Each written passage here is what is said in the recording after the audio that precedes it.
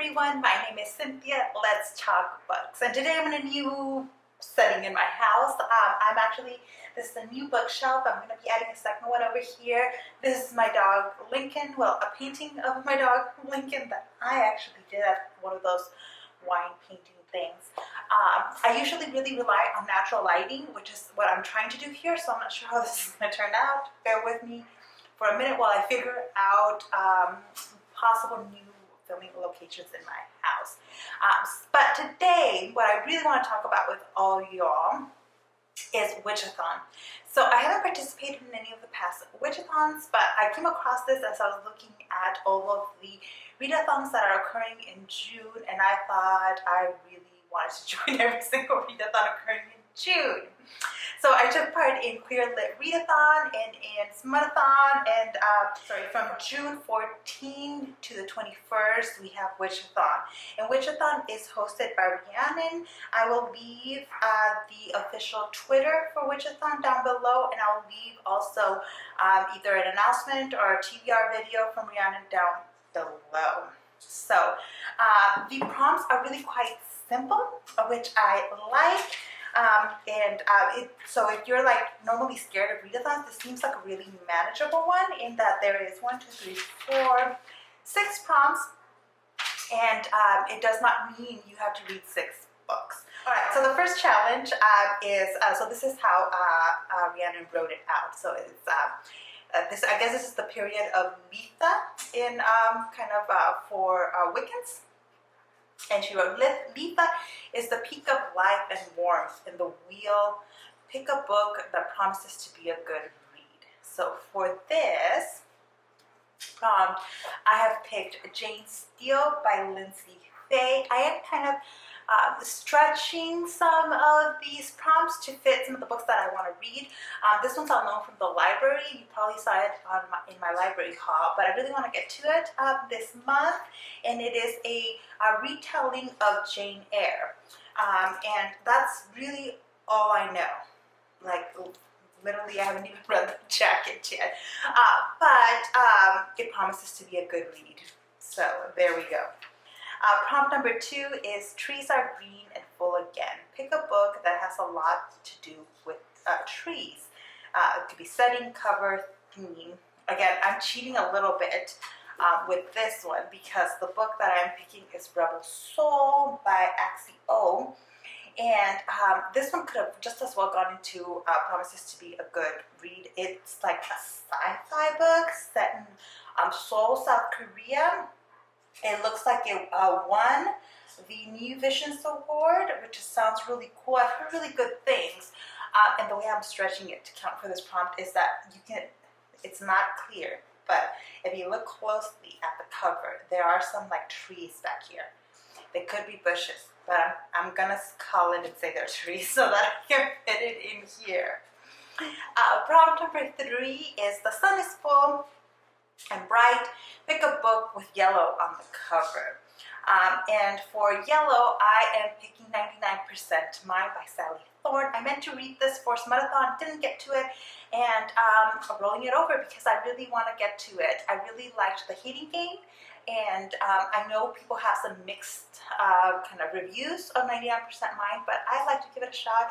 I did go to the event at the Rip Bodice where Sally Thorne was at, and I got this book signed, which she wrote a really cute message here, and so I'm really looking forward to reading this one. Number 4 is The Light is at Full Mast. Every day after the solstice brings us closer to the dark. Pick a book that deals with the dynamics of good versus evil. Okay.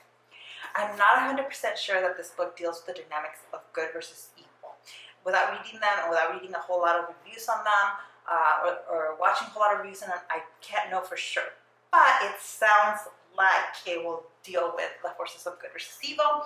And this is Certain Dark Things by Silvia Moreno-Garcia. So this is an author that I found thanks to BookTube, and I have really been meaning to get to. So it's a vampire novel set in Mexico City. And her newest book is actually coming out in July in Shadow. Gods of Jade in Shadow by Silvia Moreno-Garcia is coming out in July. I'm really looking forward to that. And so I like to read a little bit, something by her before then. And so I think this is the correct time to pick up a vampire novel. Why not? The next prompt is it's hot. Take a pic or film of it of you reading by the pool. So I don't need an additional book by that. And I have a pool in my complex, so I don't think I will have any problem then getting a picture of a book by the pool. And actually make use of that pool a little bit more. I'm not big on pools.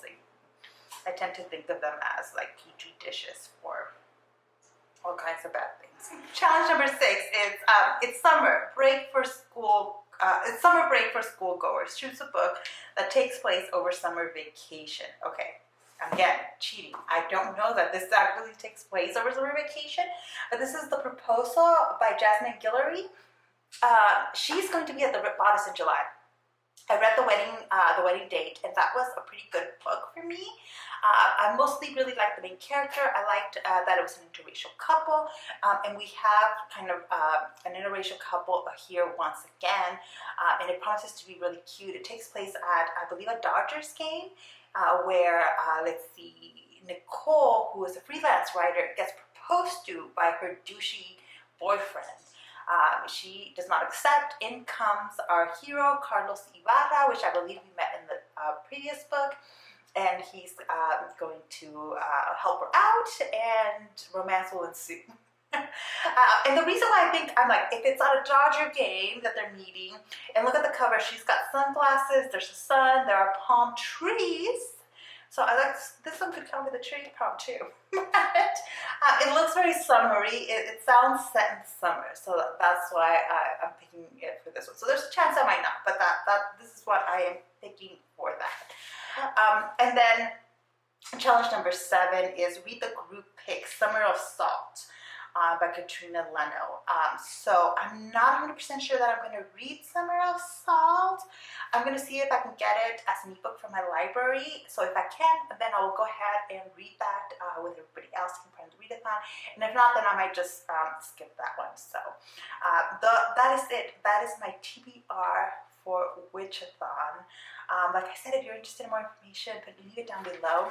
I'll leave it down below. If you're taking part, let me know so that I can go watch your TBRs and your videos on this as well, because this seems like a fun one.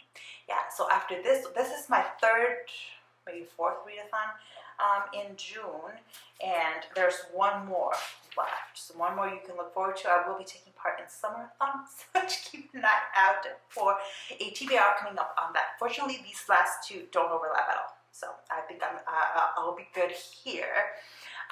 But if you're taking part in any other readathons, let me know so that I'll add it to my list, or I'll do it in the next year. But thank you so much for watching, and I'll see you in the next one.